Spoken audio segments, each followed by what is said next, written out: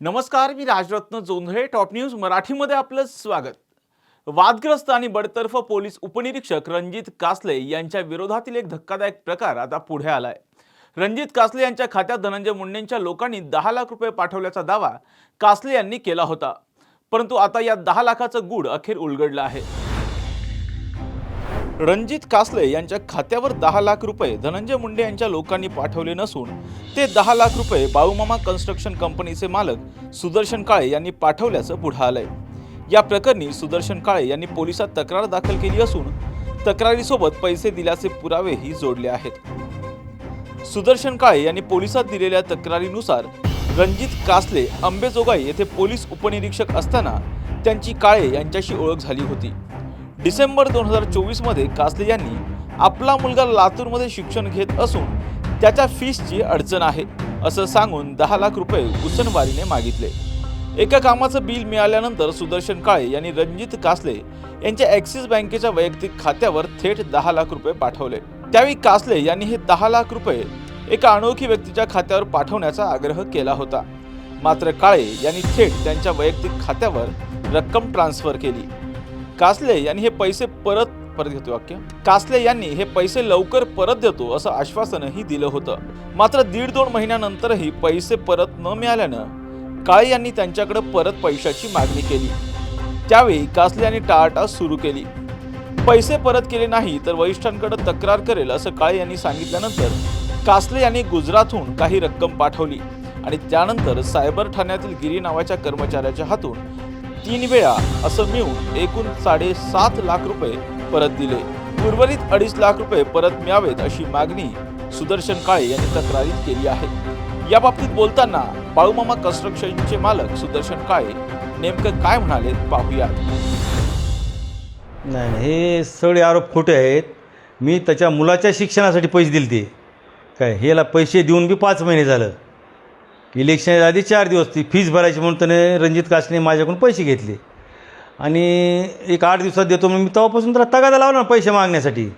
मला त्याने इलेक्शन काय यासाठी तर तसे दिले पैसे तर मी मागितले नसते ना. मग मला जर ह्याला दे म्हणले असते मुंडे साहेब वगैरे कुणी आणि याच्या शिक्षणासाठी घेतले आणि ह्याला मी वारंवार येत होतो ऑफिसला ह्याला पैसे मागाय. मी पैसे द्या माझ्या काय मला लागणार आहेत. हो देतो म्हणायचा. मग ह्यानं मला कमी 8-15 दिवसात कधी लाख रुपये दिले, कधी त्या गिरीपे ऐकून 2 लाख दिले.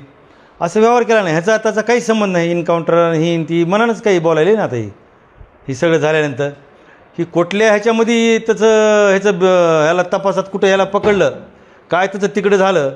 मग आता खाली लोकाला काय सांगावं म्हणून ही बदनामी त्यानं सुरू केलेली. तुम्ही जे पैसे आहेत नेमके कसे दिलेत नेमके? मी त्याला काय त्याच्या डायरेक्ट खात्यावर पैसे पाठविलेत ना. त्यांनी मला पहिलं दुसऱ्याचं खातं दिलं तर मी गुजरातचं तर मी नाही त्याच्यावर टाकले. मग मी मला तुझ्याच खात्यावर टाकतो बाबा. मग त्या खात्यावर टाकले मी त्यांच्याच पैसे असे RTGS केलेले आहे ना मी. एकंदरीत मला त्याने 7.5 लाख रुपये दिले, 2.5 लाख रुपये राहिले. मी त्याला पुन्हा काय मागितले बी नाही तर काय नाही काही नाही असलं ह्याचं. तुम्ही पोलीस अधीक्षक यांच्याकडे जो अर्ज केला आहे नेमका कधी केला होता, नेमकं काय सांगता? मी पोलीस अधीक्षक 27/3ला मी हे अर्ज केलेला आहे साहेबाकडं. आणि ह्या दाव्याचा त्याचा काही संबंध नाही पैशाचा आणि ह्याचा. आधीच मी माझं तर त्याचं पैसे दिल्यापासून 8 दिवसापासून माझं त्याच्याकडे तगादा होता. दावा तो आत्ता करायला आहे ना. काय कुठं तो डिसमिस वगैरे तिकडं कुठं झाला काय तर नाही केलं. नाहीतर ती आधी काहीच संबंध नाही तर माझ्या पैशाचा आत्ताच्या ह्याचा तर एकतर नाही ती काहीतरी आपलं उगाच काहीतरी काय झालं काय आता खाली लोकाला काय सांगा म्हणून षडयंत्र रचलं आहे त्यानं. बाळूमामा माझं स्वतःचं कंट्रक्शन आहे आणि त्या खात्यातून मी पैसे त्याला दिलेत ना काय. आणि माझ्याजवळ पावती आहे, RTGS सगळं नंबर आहे काय किती काय केले काय नाही ते सगळं पुराव्यासहित आहे ना. मी पुराव्यासहित सगळं दिलेलंच आहे मी. आता SP साहेबाला तर अर्जच केलेलाच आहे ना.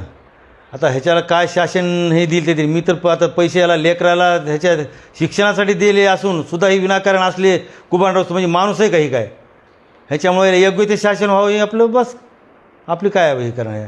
हे माणुसकीला कलंकचा असला माणूस लेकराला पैसे घेतो आणि दुसऱ्याचे नावं घेतो मर्डर लावतो, याला पद्धत नाही. आपल्या ह्याच्यात असले कशाला धंदे करायचे आपण. काय त्या तपासात तिकडेच त्यांना काय झालं की कुठं आढळलं तपास त्याच्यामध्ये त्याने तिकून जी पुन्हा त्यांना ती जागेवर काहीतरी कुणी वरिष्ठांनी त्यांच्या काय केलं की तिथून यांनी बोलायला चालू केलं ना. हे 8 दिवसात 10 दिवसात काय ती आधी तर माझा ह्या पैशाशी काही संबंध नव्हता ना. माझे पैसे मी मागत होतो येत होतो जात होतो आपलं बस एवढंच. हे आता सुरू झालं त्याचं. किती वेळेस तुम्ही पैसे मागायला लागले? नाही फोन करायचा ना मी त्याला. मी फोनवरच हे केलं फक्त. एक वेळेसच फक्त ऑफिसमध्ये आलो त्याच्यावर पुन्हा नाही ऑफिसमध्ये फक्त बाकी फोनवरच. त्याची बाचाबाची झाली ती ना ऑफिसमध्ये पैसे द्या मला ही काय पद्धत नाही तुमची असं तसं म्हणून झाली ती. त्यांचे वरिष्ठ होते तिथं गाजसाहेबसुद्धा बाचाबाची होत असताना. चाटे स्कूल प्री प्रायमरी पासूनच करून घेतं फाउंडेशन पक्क करण्याची तयारी.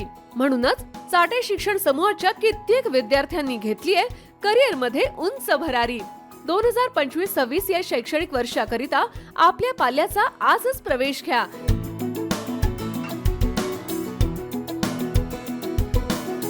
प्रवेशासाठी पत्ता Shri park society Balaji hospital समोर खराडी बायपास पुणे 14.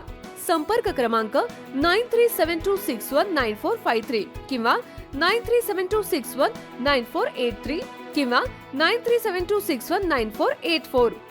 फाउंडेशन उत्तम, प्रगती सर्वोत्तम. Chate foundation, no tension.